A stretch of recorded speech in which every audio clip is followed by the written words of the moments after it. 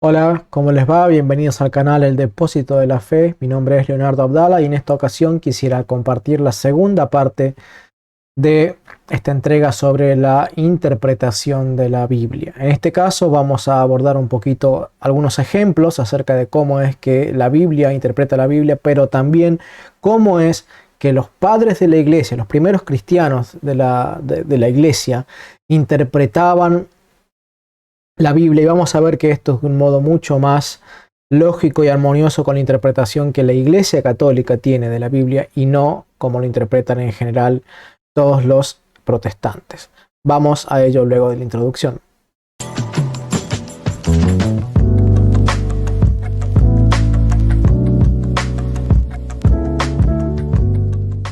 En el video anterior habíamos estado hablando acerca de algunos versículos de la Biblia que nos daban un poco a entender que la Biblia tenía un sentido espiritual, que la ley era espiritual y que debía interpretarse en un sentido espiritual y no solamente en un sentido literal como enseñan mayormente los hermanos separados o los evangélicos.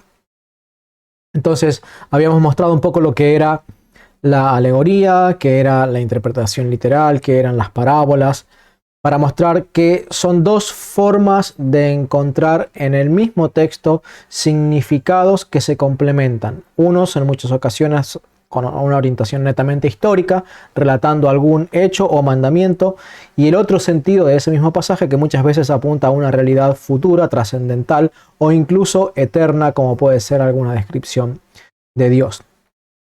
Entonces lo que vamos a hacer en este video es mostrar ejemplos del uso de la alegoría en la misma Biblia para probar que no están acotados a pasajes específicos, como enseñan, no digo todos, pero sí muchos de los evangélicos, y que debe entenderse más bien todo el Antiguo Testamento en un sentido también alegórico, además del sentido espiritual, tal como lo enseña el Catecismo, que luego lo vamos a citar, lo tengo acá, en su momento vamos a citar las porciones. Vamos entonces a considerar el primero de los ejemplos. Habíamos visto en la semana pasada, en el video anterior, se los dejo aquí para que lo puedan ver si quieren, acerca de el Señor Jesucristo y su prefiguración en el Antiguo Testamento en algunos de los pasajes, y también como hablaba acerca de los ministros, el sostén de los ministros, hablaba acerca de Moisés, hablaba acerca de que Moisés era figura en algunos aspectos de Cristo, hablaba también de la creación, que muchos de los aspectos de la creación son figura de Cristo. Hoy vamos a avanzar un poquito más también sobre el tema del culto, cómo es que el culto del Antiguo Testamento prefiguraba elementos del culto actual de la Iglesia Católica. Vamos entonces a ver que hay hechos, lugares que prefiguran las realidades de Jesucristo. Por ejemplo, tenemos en Romanos 5:14. Romanos 5:14 dice: con todo, la muerte reinó desde Adán hasta Moisés, incluso sobre aquellos que no cometieron una transgresión semejante a la de Adán, que es figura del que había de venir. Y aquí Pablo está confesando que aquel Adán es figura del que había de venir. Pero los protestantes se quedan con esa figura y no entienden que el pasaje entero tiene un contexto de interpretación alegórica y que aquella Eva puede entenderse también como la iglesia, que es la esposa de Cristo, o incluso también como María, la madre de los vivientes, porque como aquella primera Eva fue madre de los vivientes según la carne, María es la madre de los vivientes según espíritu, tal como lo enseñan varios padres de la iglesia, que ya hemos visto eso en videos anteriores.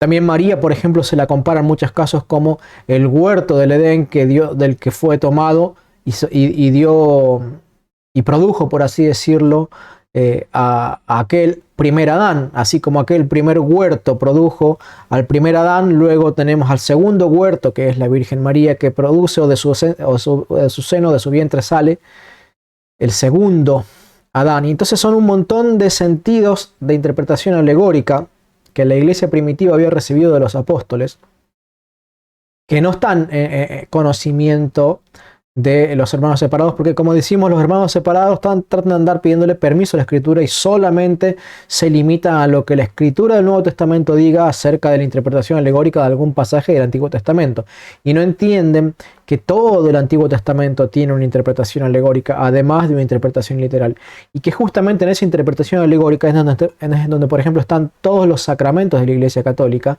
que tanto son rechazados por los protestantes. Tenemos también, por ejemplo, allí en el libro de Génesis, que se nos relata, por ejemplo, al primer Israel, al primer Jacob, ¿no? Y tenemos que el Nuevo Testamento le llama a Cristo el nuevo Israel. Le llama también a la iglesia el nuevo Israel. Le llama el verdadero Isaac, prefigurado allí en el sacrificio que Abraham intentó realizar sobre su hijo Isaac, prefigurando a Abraham, prefigurando al Padre, y Isaac prefigurando a Jesucristo. Le llama al verdadero José, o se entiende al verdadero José, porque como aquel José, el más santo de los hermanos, fue vendido y traicionado por los hermanos, pero exaltado por el faraón, figura del Padre, y luego sus hermanos vinieron a ser siervos de él, así también Cristo, que fue traicionado y muerto por sus hermanos judíos, hermanos de sangre, digamos, por así decirlo, los judíos, y fue exaltado por el Padre, y toda rodilla se tuvo que doblar delante de él, y se tendrá que doblar delante de él. Y tenemos así un montón de figuras allí en el libro de Génesis, y Cristo mismo nos confirma esto allí en Lucas capítulo 24, verso 27, dice el evangelista Lucas, hablando de Jesús enseñándole a los discípulos de Emaús: y comenzando desde Moisés y siguiendo por todos los profetas, les declaraba en todas las escrituras lo que de él decían. ¿Y qué está enseñando el Señor Jesucristo acá? Que todo el Antiguo Testamento, no solo Moisés, sino desde Moisés, siguiendo por los salmos, siguiendo por los profetas, siguiendo por los libros históricos, está todo el Antiguo Testamento lleno de referencias alegóricas a Cristo, a su iglesia, a los sacramentos de la iglesia. Tenemos también que los animales de la Biblia y las historias o los mandamientos sobre los animales de la Biblia del Antiguo Testamento prefiguran hechos, conductas, personas, liturgias, sacramentos. Por ejemplo, dice 2 Corintios 6:14: no os unáis en yugo desigual con los incrédulos, porque ¿qué compañerismo tiene la justicia con la injusticia? ¿Y qué comunión la luz con las tinieblas? Y esto se puede estar refiriendo a varias cosas, pero el pasaje del cual está tomando el apóstol Pablo para referirse tiene que ver con un mandamiento en donde Dios prohibía que se unieran en yugo para tirar del arado a un buey con un asno, como vamos a ver enseguida en las enseñanzas de los padres de la iglesia. Y aquí Pablo, en un contexto tal vez matrimonial o tal vez laboral, dice: el creyente no debe atarse bajo un mismo yugo para trabajar en la viña del Señor. Porque dice, no tiene comunión la luz con las tinieblas, la justicia con la injusticia. Por eso está interpretando alegóricamente aquel mandamiento de no tener un buey atado en un yugo al cuello de un asno, y lo está diciendo acerca de la iglesia. Lo está diciendo acerca de las personas, acerca de si se les permite o no casarse con los incrédulos.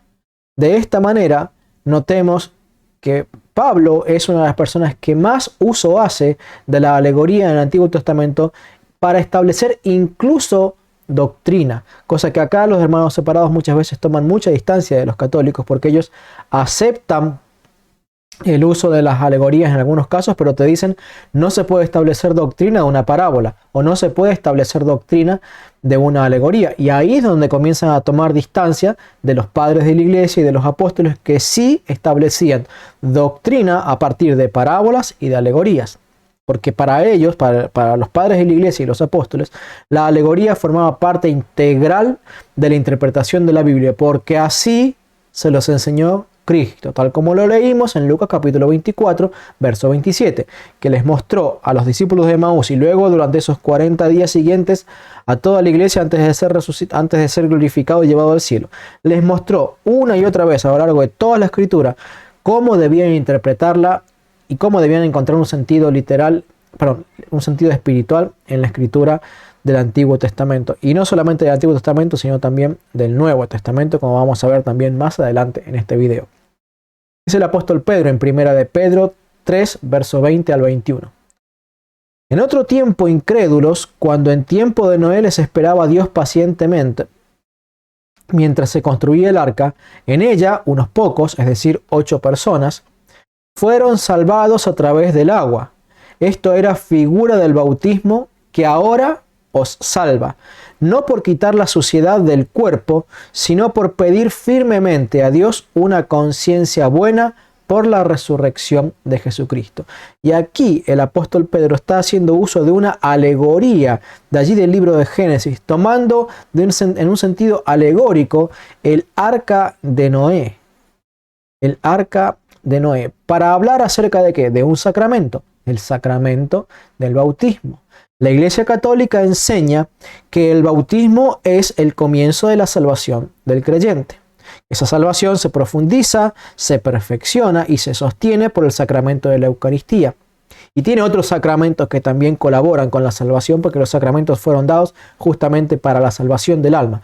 Pero el comienzo de la salvación de la persona es en el bautismo. Y aquí Pedro está confesando explícitamente que el bautismo salva. Y esto es totalmente contrario a la doctrina de los hermanos separados. Incluso aquellos protestantes reformados que entienden que el bautismo puede ser hecho para los infantes, porque el bautismo es la iniciación al pueblo cristiano. Aún así, ellos no creen que el bautismo salva. Ellos creen que recién en el sacramento de levantar la mano, porque aunque no lo sepan ellos, para ellos eso es un sacramento. Porque ellos levantan la mano y en ese momento se produce la salvación de la persona porque entró Cristo en el corazón. O el sacramento de recibir a Cristo por la oración del pecador. Porque para ellos eso es un sacramento, aunque no lo reconocen con ese nombre. Porque esa oración, ese acto externo, para ellos produce un acto interno. O el sacramento del repita conmigo esta oración, que cuando la persona no sabe ni cómo orar, los pastores agarran y ellos dicen una oración y le van pidiendo a la persona que supuestamente se está convirtiendo que haga paso por paso repitiendo esa oración que está diciendo el pastor. Y luego de terminar de decir esa oración, luego de terminar de decir el amén, el pastor va a considerar a esa persona como salvada.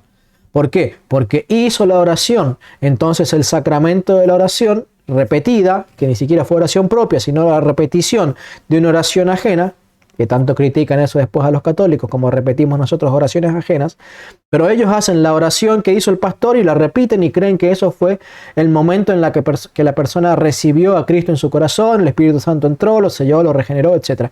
De manera que ellos sí creen en el sacramento de la salvación y de la regeneración, pero lo asignan a diferentes momentos.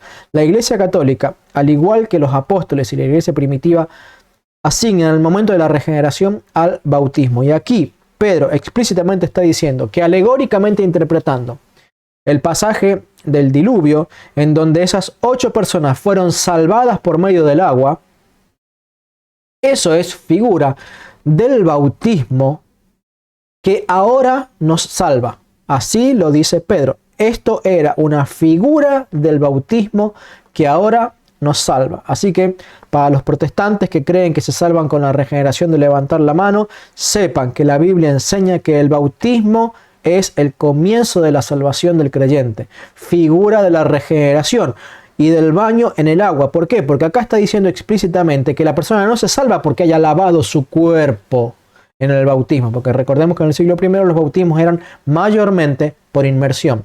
Aceptaban el bautismo derramando agua en la cabeza, pero esa no era la regla.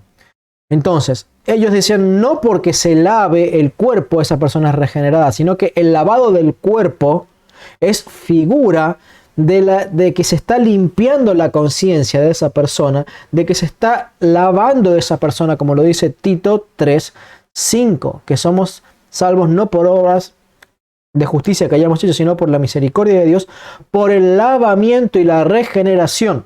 ¿De qué? Del bautismo en el Espíritu Santo. Hechos acontecidos a las personas del Antiguo Testamento son figura de la pasión de Cristo. Dice Romanos 15:3 al 4. pues tampoco Cristo buscó su complacencia. Antes bien, como está escrito, los ultrajes de los que te ultrajan cayeron sobre mí.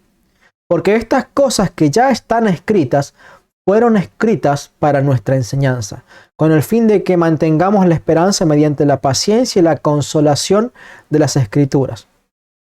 Es muy interesante este pasaje, porque si nosotros tuviéramos que interpretar literalmente el Antiguo Testamento, no tiene sentido lo que está diciendo el apóstol Pablo acá, porque Pablo no está diciendo de la interpretación literal del Antiguo Testamento que representa una consolación para nosotros, sino de la interpretación tipológica y alegórica. Porque acá está diciendo que David, en sus sufrimientos, en las propias pasiones y persecuciones, que me refiero a pasiones en el sentido de persecuciones, no de sufrimientos, no pasiones de pasiones malsanas. David tuvo su propia pasión, ¿sí? Su propia persecución de parte de Saúl y de otros tantos enemigos.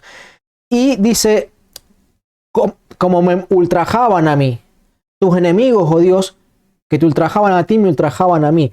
Y acá dice Pablo que esto mismo es figura de lo que le ocurrió a Cristo y es figura de lo que nos ocurre a nosotros los creyentes. De manera que interpretando alegóricamente el Antiguo Testamento, encontramos consuelo para nosotros. Dice, Cristo no buscó su complacencia. Y dice que de él está escrito, antes bien, como está escrito, los ultrajes de los que te ultrajaban cayeron sobre mí. Es decir, los que insultaban a Dios terminaron insultándolo a Cristo. Y Pablo dice que ese pasaje es consolador para la iglesia.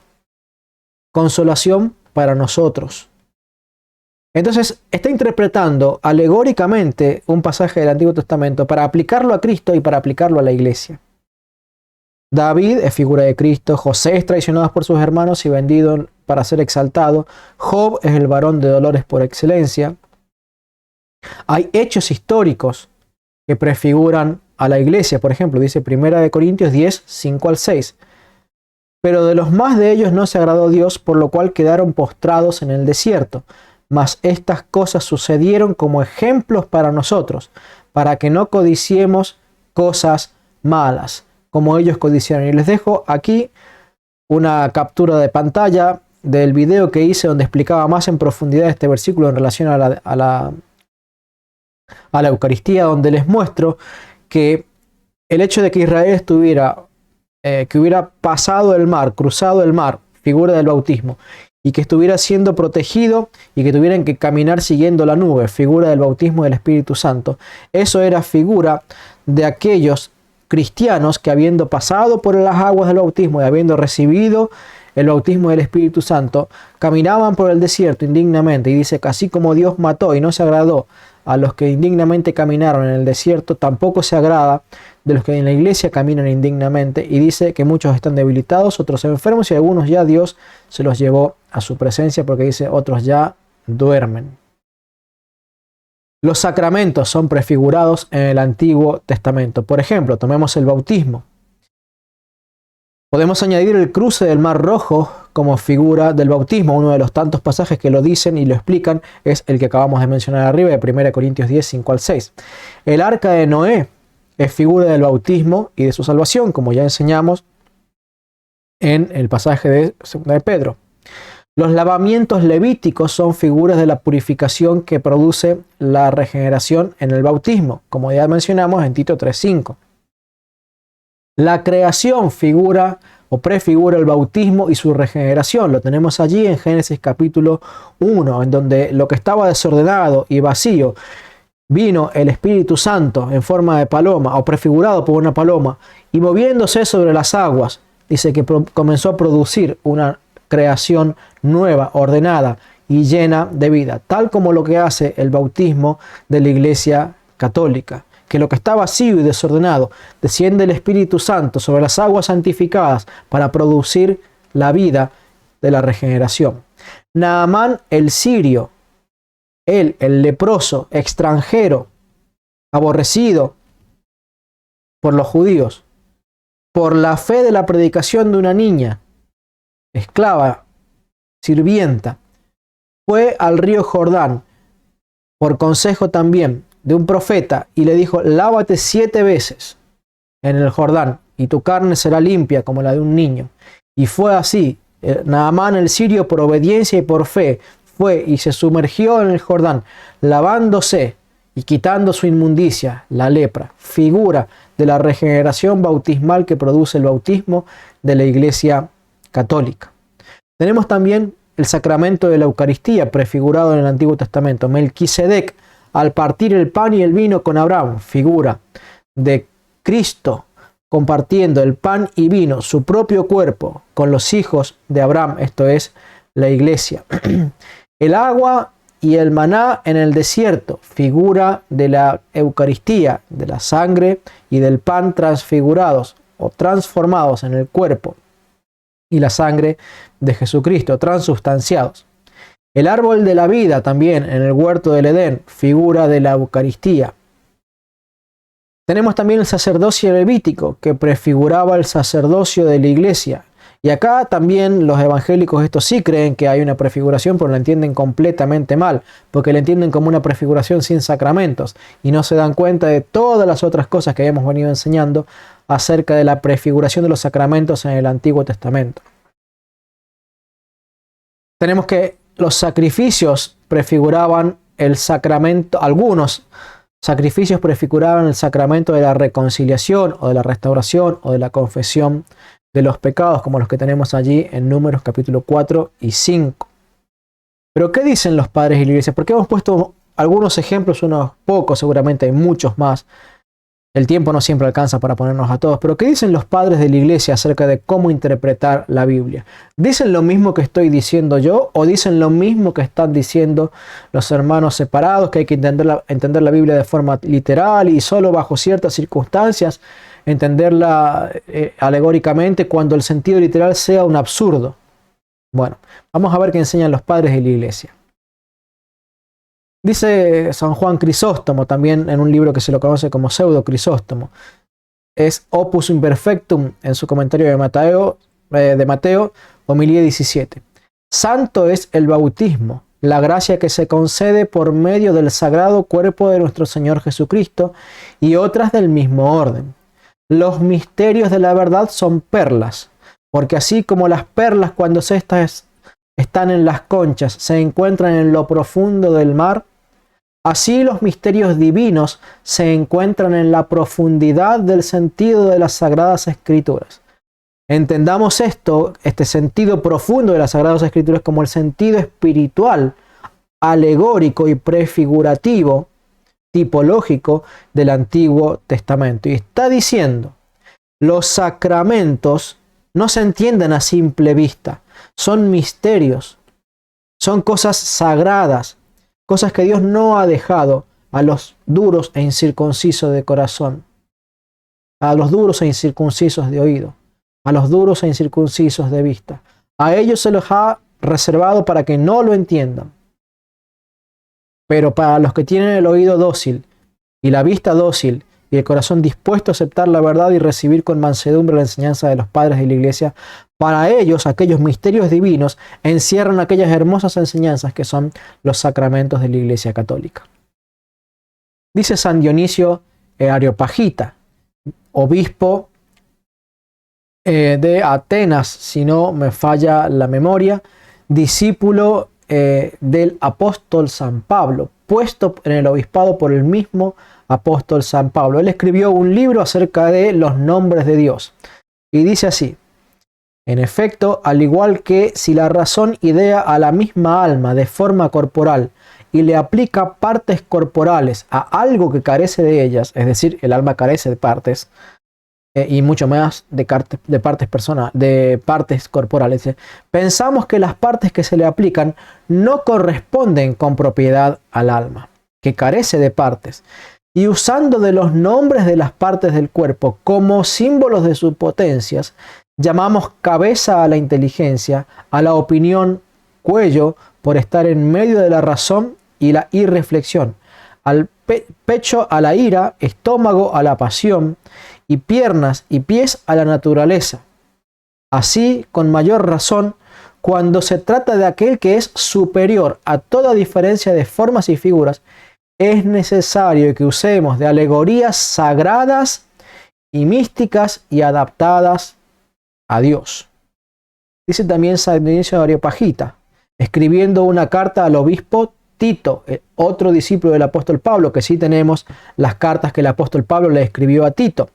Dice San Dionisio de Areopagita, obispo de Atenas, escribiéndole al obispo Tito: por cierto, he pensado que era conveniente que yo te explicara lo mejor que pudiera a ti y a otros la gran variedad de símbolos sagrados con que se representan los misterios de Dios. Y recordemos, los misterios de Dios es un nombre propio que tienen los sacramentos, ¿sí? Los misterios de Dios en la Biblia se traducen como mysterion.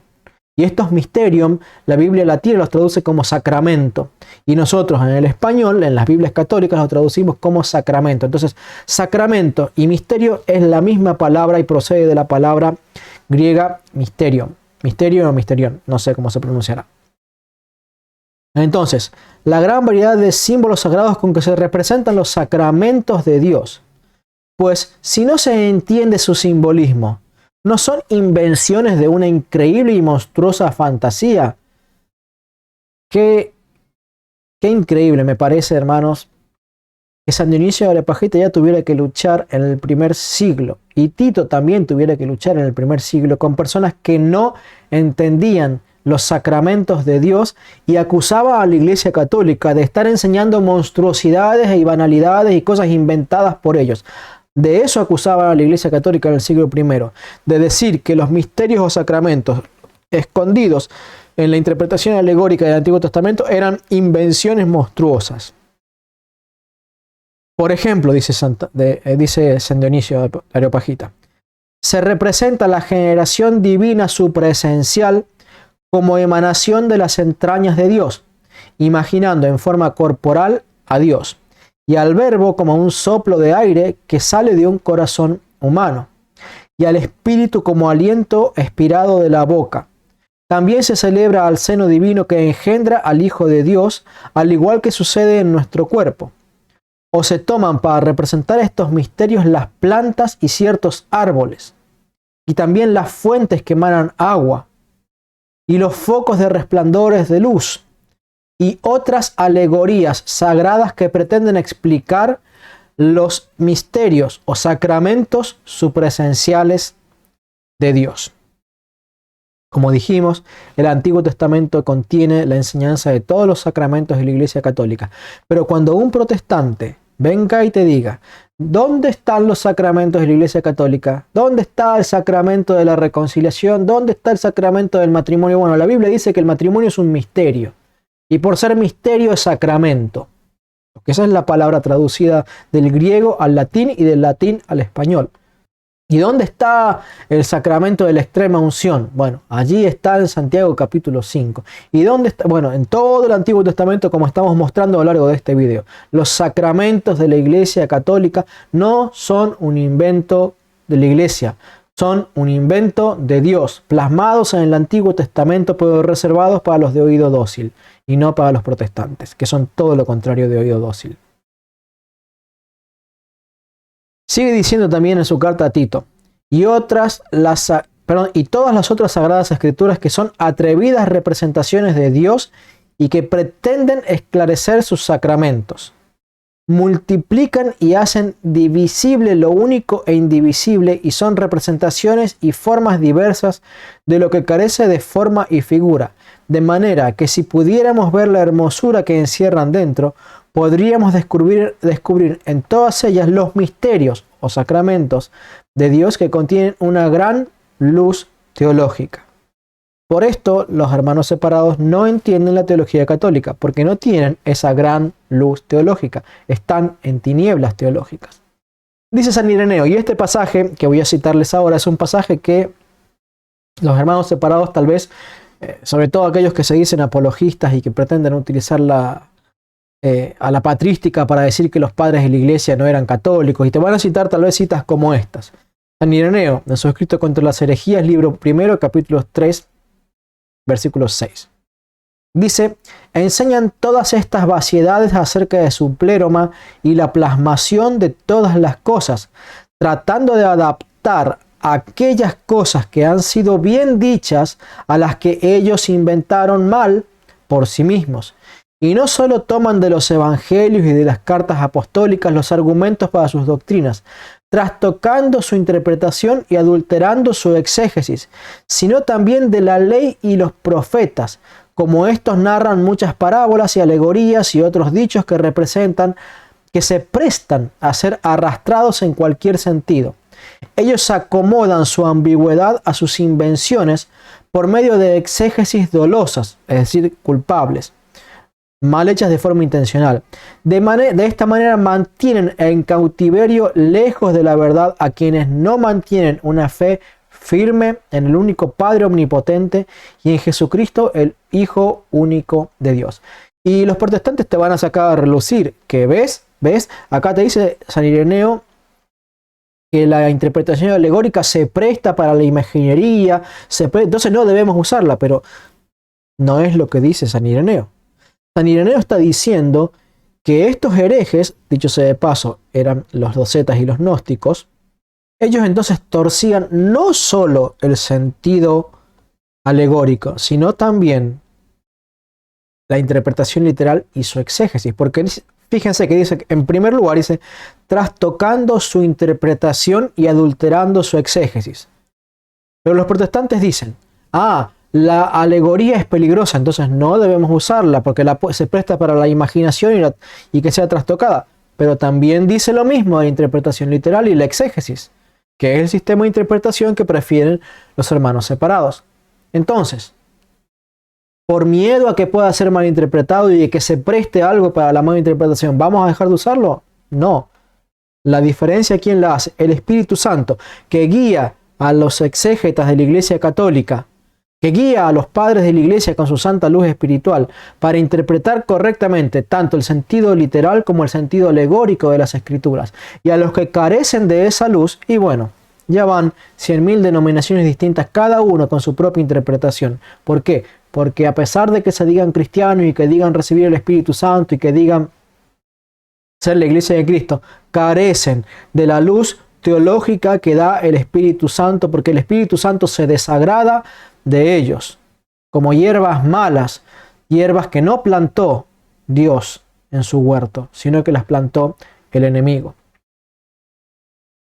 Pero vamos a ir un poco más allá, porque no solamente voy a ser yo el que diga lo que San Ireneo está reprobando la interpretación literal y la interpretación alegórica de los herejes, sino que también es el mismo San Ireneo el que está diciendo y reafirmando que la Biblia tiene que tener un sentido literal y alegórico.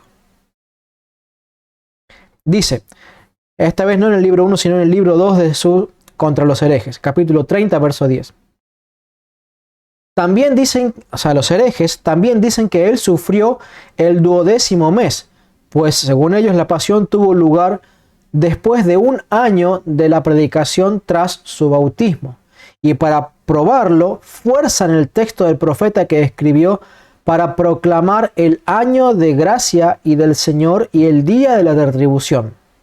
Cita de Isaías 61 y de Lucas 4.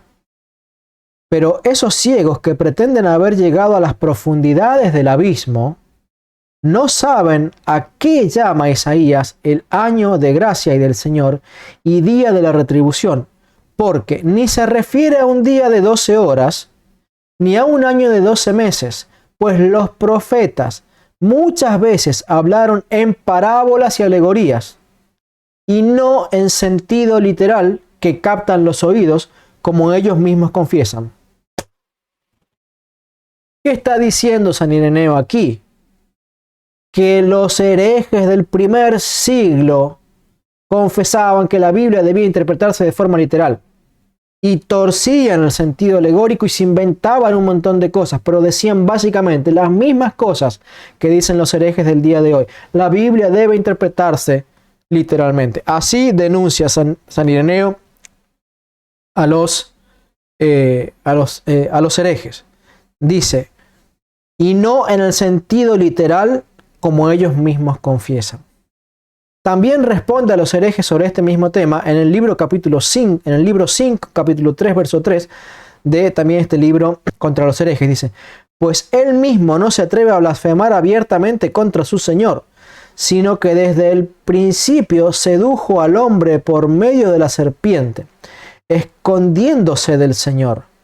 Bien escribió Justino que antes de la venida del Señor, se refiere a San Justino Mártir, que antes de la venida del Señor, Satanás nunca se había atrevido a blasfemar contra Dios, pues ignoraba sobre su condenación, ya que los profetas habían hablado de él en parábolas y alegorías. Y no es este el único padre de la iglesia que dice que la razón de ser, de haber escondido en el Antiguo Testamento la interpretación alegórica de lo que él habría de hacer, de lo que Dios habría de hacer luego de la venida de Cristo, es para esconder de Satanás el propósito de todas las cosas. Satanás, dice la Biblia, dice San Ireneo, que no conocía acerca de su condenación. Como también algo similar dice San Ignacio de Antioquía, que habla acerca del nacimiento virginal de Jesucristo y ese parto lleno de milagros, porque no fue un parto común y corriente, fue un parto sobrenatural que dejó intacta a la Virgen María para que ella fuera la perpetua Virgen. Y dice, le fue oculto a Satanás lo que Dios haría respecto del milagro de María y el nacimiento de Jesucristo sobrenatural. Confiesa San Ireneo que el sentido de la Escritura literal no es el único sentido, sino que contiene, oculto de Satanás y de los incrédulos evangélicos y de los incrédulos judíos, el sentido espiritual de lo que Dios hará y está haciendo en la Iglesia Católica y lo que hará en el cielo. Y contiene, como también confesaba Dionisio de Areopagita, representaciones, prefiguraciones y alegorías acerca de los misterios y los sacramentos que transfieren y comunican la vida eterna de Dios a los creyentes de la Iglesia. Dice también Clemente de Alejandría en su libro segundo de Estromata, capítulo 18. La misma ley prescribe, no pondrás bozal al buey que trilla. Cita de Deuteronomio 25:4, porque también es necesario considerar digno del alimento al obrero. Mateo capítulo 10, versículo 10. Y ya habíamos mencionado en el video anterior, se los recuerdo, que este pasaje era una interpretación alegórica del Antiguo Testamento para hacer la doctrina de las ofrendas de la iglesia hacia los ministros de la iglesia. Una vez más, Pablo haciendo doctrina a partir de un buey. Decime qué protestante va a sacar doctrina de un buey al que se le prohíbe poner un pedazo de cuero o un pedazo de tela en la boca. ¿Qué protestante va a entender que eso es interpretación alegórica? Ah, ya sé quién. Los pentecostales. Y todos los pastorcetes esos que no se dedican a otra cosa sino a sacarle la plata a las pobres ovejas ignorantes o cabras ignorantes, y no lo digo en sentido despectivo, sino con lástima, con tristeza, ignorantes de cuál es el sentido completo, pleno de la Biblia transmitido por los apóstoles y la Iglesia Católica. Dice también San Clemente de Alejandría, en el capítulo 94 de Estromata 2, en el capítulo 18 de Estromata 2. Además prohíbe uncir un buey y un asno a la vez para labrar la tierra. Deuteronomio 22:10. Quizás apuntando a la disparidad de los animales. Recordemos que el buey era un animal puro y el asno un animal impuro. Pero, dice Clemente, mostrando al mismo tiempo a no cometer una injusticia ni a poner bajo el yugo cristiano a ningún hombre diferente de nosotros, cuando no se le puede imputar otra cosa que el ser de raza diversa, porque esto no constituye culpabilidad alguna, ni maldad, ni consecuencia, ni una falta. ¿Y qué está enseñando Clemente de Alejandría? Que del tema del yugo, tal como lo habíamos interpretado con la enseñanza de Pablo, es a no mezclar en la labranza de la tierra a un creyente, animal puro, con un incrédulo, animal impuro. Y ahí están queriendo los católicos juntarse con los animales impuros de los evangélicos. Ahí están queriendo ellos unirse en yugo desigual.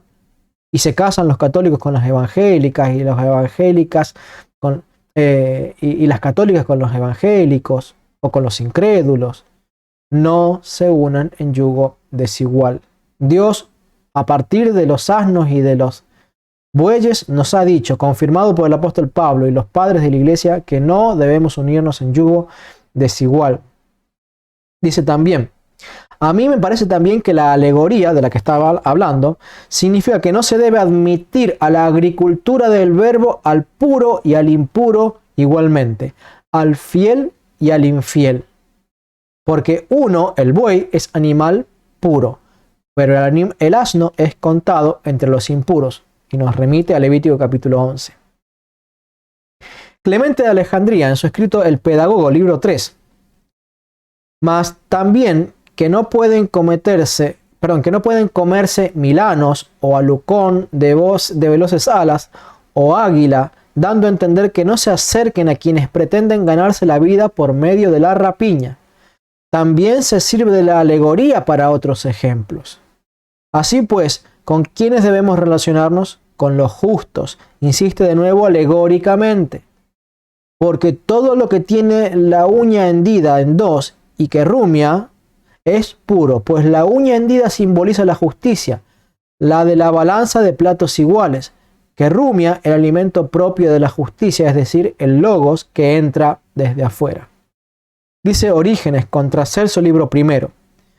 Digamos pues, primeramente, haber sido muchos los profetas que de 1000 modos predijeron las cosas de Cristo, unos por expresiones enigmáticas, otros por alegorías, o de otro modo, y algunos también con palabras propias. Y palabras propias puede referirse al sentido literal o a algún otro género al que esté teniendo en mente Orígenes. Dice Orígenes, también en su escrito contra Celso, libro séptimo. Ahora bien, todo aquello que los oyentes era bien entendieran inmediatamente, pues era parte de la corrección de sus costumbres, lo dijeron conforme a la voluntad de Dios, sin velo de ninguna clase. Lo misterioso, empero, lo que es objeto de contemplación y teoría, que va más allá de lo que puede oír el vulgo, lo expresaron por medio de enigmas y alegorías, las que se llaman discursos oscuros, parábolas y proverbios. Les recuerdo que al principio del video de la semana pasada les enseñaba que los proverbios, las parábolas y los discursos oscuros o los dichos oscuros o los enigmas eran una forma de alegoría y que los protestantes, y en esto ningún protestante se da cuenta, ninguno prácticamente, de que parábolas, proverbios, enigmas, dichos oscuros y las cosas que están escritas en ese sentido son una referencia a la interpretación alegórica. Sigue diciendo Orígenes. De este modo, los que no rehuyen el esfuerzo, sino que soportan todo esfuerzo por amor de la virtud y la verdad, lo examinan y hallan su sentido, y habiéndolo hallado, lo aplican según pide la razón. Orígenes, una vez más, enseñando que el Antiguo Testamento tiene un sentido alegórico. Y no solamente el Antiguo Testamento, sino vamos a ver un poco más adelante en el video, que también confiesan que partes del Nuevo Testamento también se deben interpretar espiritualmente, además de literalmente. Dice Orígenes, escribiendo sus homilías acerca del Génesis. Si uno quiere oír y entender estas cosas solo en su significación literal, debe ponerse a la escucha de los judíos más que de los cristianos. Pero si quiere ser cristiano y discípulo de Pablo, óigale decir que la ley es espiritual. Voy a repetir esto, pero cambiándolo un poquito para poner el nombre actualizado. Si uno quiere oír y entender estas cosas solo en su significado literal, póngase a escuchar a los protestantes más que a los cristianos. Pero si quiere ser cristiano y discípulo de Pablo, óigale decir que la ley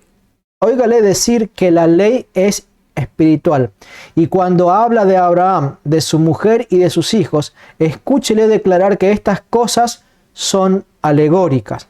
Y si cualquiera de nosotros no puede descubrir con facilidad de qué tipo de alegoría se trata, ore para que sea descorrido el velo de su corazón.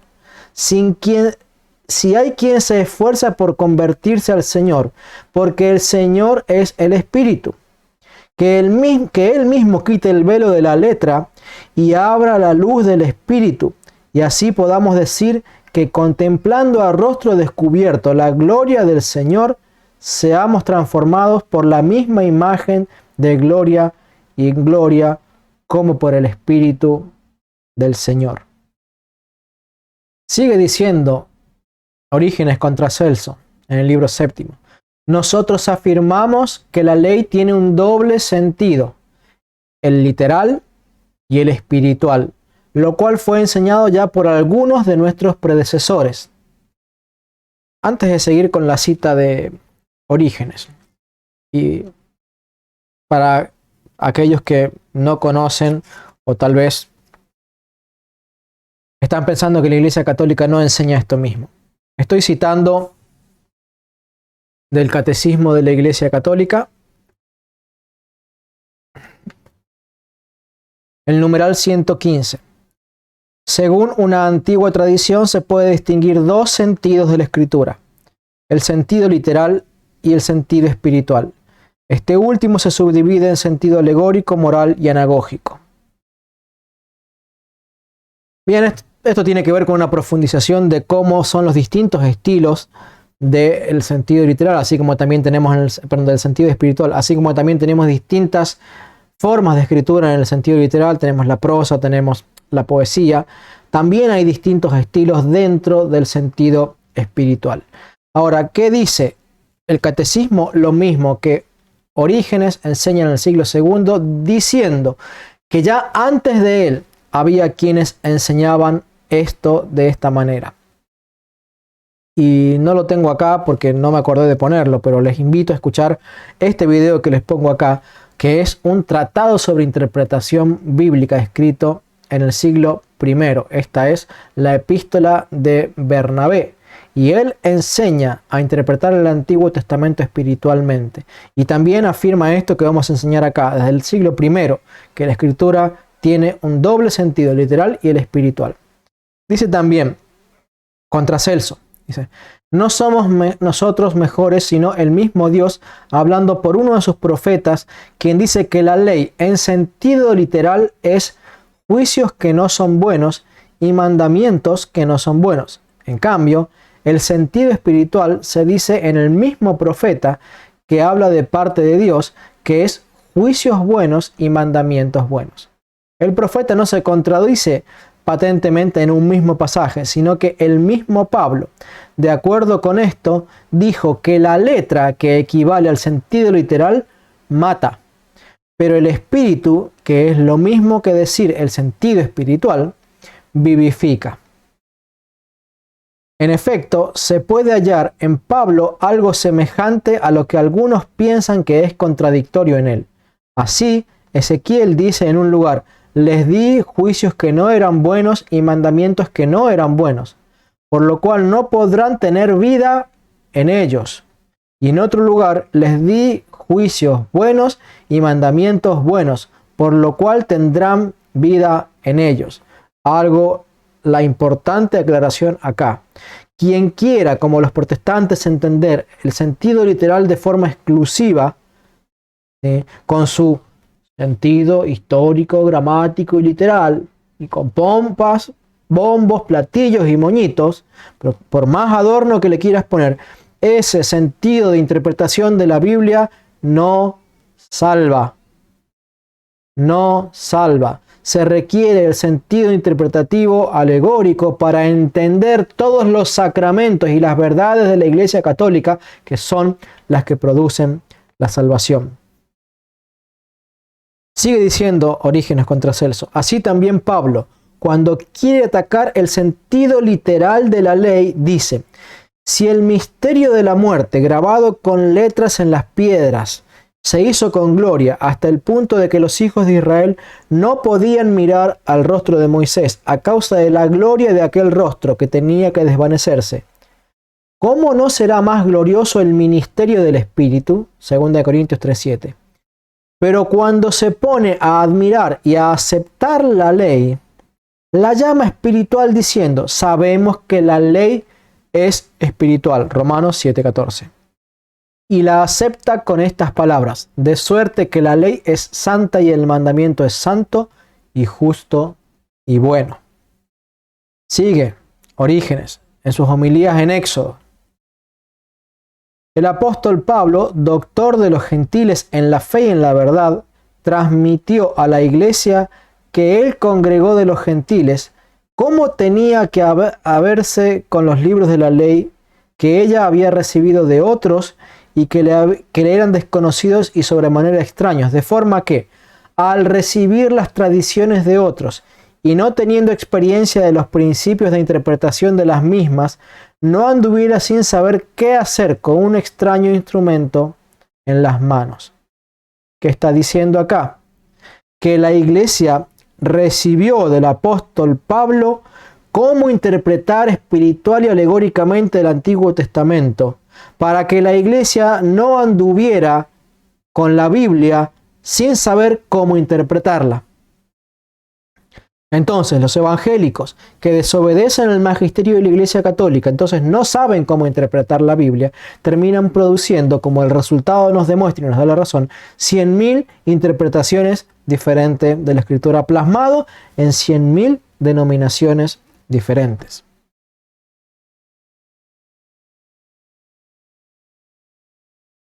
Por esta razón, el mismo Pablo nos da algunos ejemplos de interpretación para que nosotros hagamos de manera semejante en otros casos. Y sigo aclarando.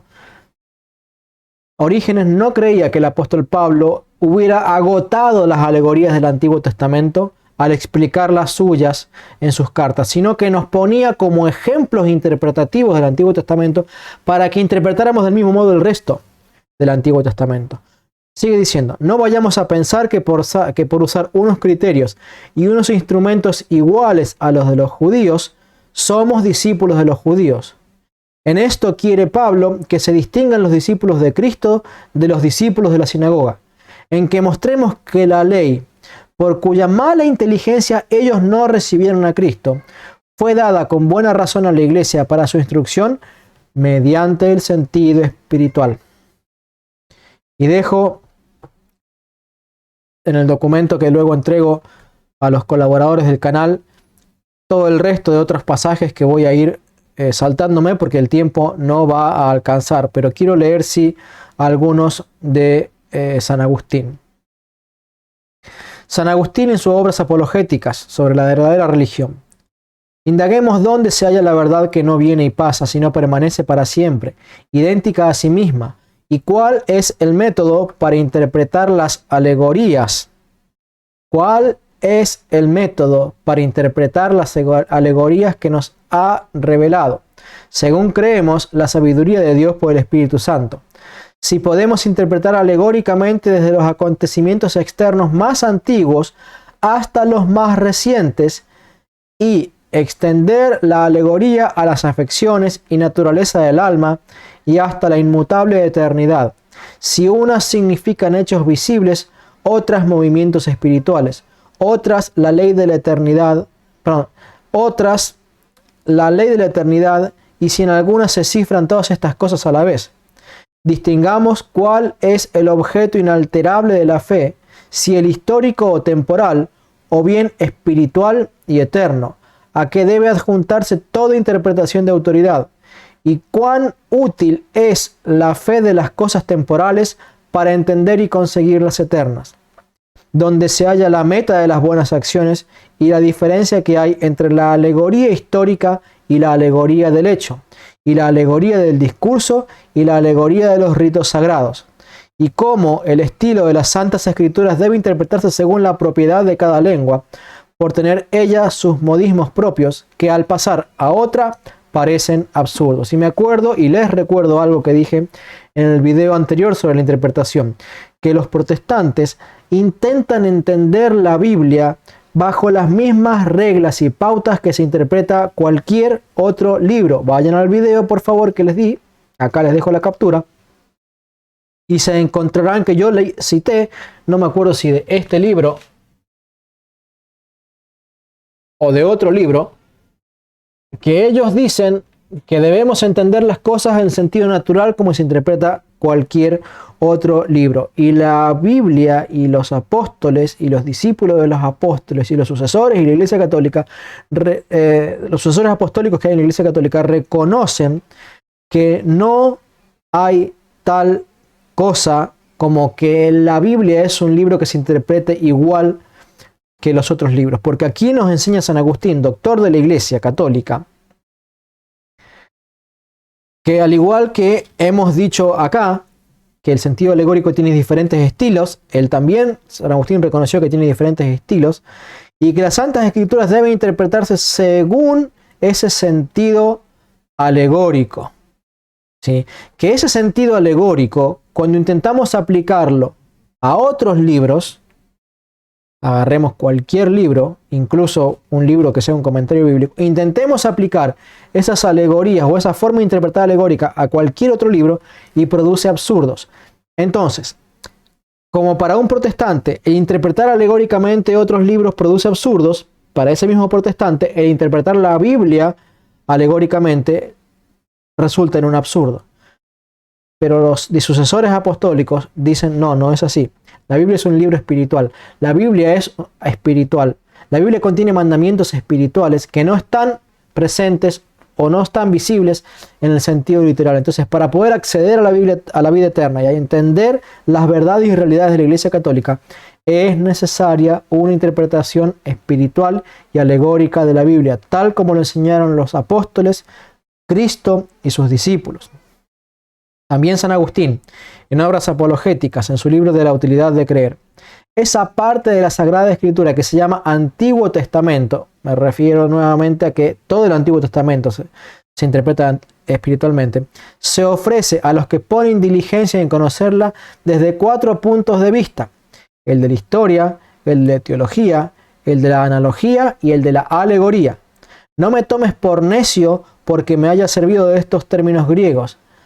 Así me los han dado a mí y así te los transfiero, sin atreverme a sustituirlos. La alegoría nos previene para que no tomemos a la letra todo lo que allí se nos dice, sino en sentido figurado. Quiero leer también San Gregorio Magno, en su carta dedicada al obispo de Sevilla, Leandro. Además, se ha de tener en cuenta que pasamos por ciertos pasajes mediante el sentido histórico. De otros, analizamos el sentido tipológico por medio de la alegoría. Otros los abordamos únicamente con el auxilio de la alegoría moral, existiendo finalmente algunos pasajes que son tratados simultáneamente de ese triple modo. ¿Qué está confesando? Que existen pasajes que se interpretan de ese triple modo, con múltiples sentidos. De esta forma, ponemos primero el fundamento de la historia, luego por el sentido tipológico, construimos a partir del edificio de nuestra alma el baluarte de nuestra fe, y por último, con el toque de la moralidad, vestimos la construcción dándole colorido. San Gregorio no tenía un sistema de interpretación histórico, gramático y literal, sino histórico, gramático, literal y espiritual alegórico. San Jerónimo, escribiendo al Papa Dámaso, en una parábola es llamado pastor, en otra padre de familias, en otra aparece arrendando una viña y en otra convida a las bodas, y con diversas alegorías pretende siempre la misma cosa, a saber, reprobar la soberbia de los judíos y aprobar en general la penitencia de todos los pecadores, los mismos gentiles que de Israel. Perdón, lo mismo gentiles que de Israel. Dice San Jerónimo, comentando sobre Amós, capítulo 4, verso 4. Debemos entender la Sagrada Escritura primeramente según la letra, haciendo todo lo que prescribe la moral, y en segundo lugar, según la alegoría o sentido espiritual, y en tercer lugar, en relación a la vida futura. San Jerónimo, sobre Isaías capítulo 6. No rechazamos el sentido alegórico con tal que sea edificante y esté fundado en la verdad, pero no puede contradecir ni trastornar a la historia. Debe seguir el sentido literal y jamás darle preferencia al capricho de un exégeta sobre la autoridad del escritor sagrado. La historia refiere a los hechos tales como se produjeron en su tiempo, Viene enseguida la alegoría, que se eleva a través de la historia hasta regiones superiores. Debe cernirse sobre la historia, aunque sin separarse de ella. Bueno, creo que con esto es suficiente y hemos podido ver en abundancia citas acerca de los padres de la iglesia de distintas regiones del mundo, del norte, del sur, del este, del oeste, de distintos siglos, siglo I, II, III, IV, V y hasta el siglo VI hemos llegado incluso con algunos de los padres de la iglesia. Que todos ellos entendían que la Biblia tenía un sentido literal con sus diferentes estilos de escritura y un sentido alegórico con sus diferentes estilos también de alegoría, tal como lo enseña la Iglesia Católica. Y hay diferentes formas después de clasificar el sentido espiritual o de clasificar el sentido alegórico, y es las pequeñas diferencias que hemos encontrado entre algunos padres de la Iglesia, pero son como formas de clasificar a los distintos sentidos de interpretación. Creo que esto debería dejar pensando a más de un hermano separado acerca de si realmente la iglesia primitiva interpretaba la Biblia como interpretan los hermanos separados o la interpretan como interpreta la iglesia católica. Si realmente la iglesia primitiva era católica, que además se hacen llamar católicos así de nombre, o si eran llamados a sí mismos evangélicos o protestantes o pentecostales o bautistas o mormones o de cualquier otra denominación. No son sino sectas que han pervertido el sentido interpretativo de la Biblia y por tanto, al torcer las escrituras, se pierden a sí mismos, porque así lo condena 2 de Pedro 3:16. Pero no solamente eso, sino con su horrorosa interpretación de la Biblia, en muchos pasajes extremadamente delicados y cruciales para la salvación de las almas. Con esa horrorosa interpretación de la Biblia, están perdiendo sus propias almas y las almas de muchos más, porque no les dejan ver, al igual que a los judíos, les ponen un velo que les impide ver la necesidad de los sacramentos católicos para su salvación. Una y otra vez, autor tras autor, hemos oído decir que los sacramentos de la Iglesia Católica están ocultos y prefigurados allí, en el Antiguo Testamento, incluso en el Nuevo Testamento, para que se pueda entender que es necesaria la Iglesia Católica para tu salvación y que fuera de la Iglesia Católica no hay salvación, y que los sacramentos de la Iglesia Católica no son un invento de la Iglesia Católica a lo largo de los concilios y a lo largo de los siglos, sino son la enseñanza apostólica. Que Dios te bendiga, hermanos. Por favor, no te olvides de colaborar, no te olvides de darle like, no te olvides de suscribirte al canal, no te olvides de compartir el canal. Les recuerdo que todavía no he podido restablecer mi cuenta de Facebook, por lo cual sigue bloqueada, pero te pido por favor que compartas estos videos en los grupos, porque yo de momento no lo puedo hacer. Espero que haya sido de bendición para tu vida este video y este esfuerzo que realizo, que es mucho, y que puedas compartirlo con muchas otras personas. Que Dios te bendiga. Viva Cristo Rey. Viva su Madre, la Virgen María. Amén.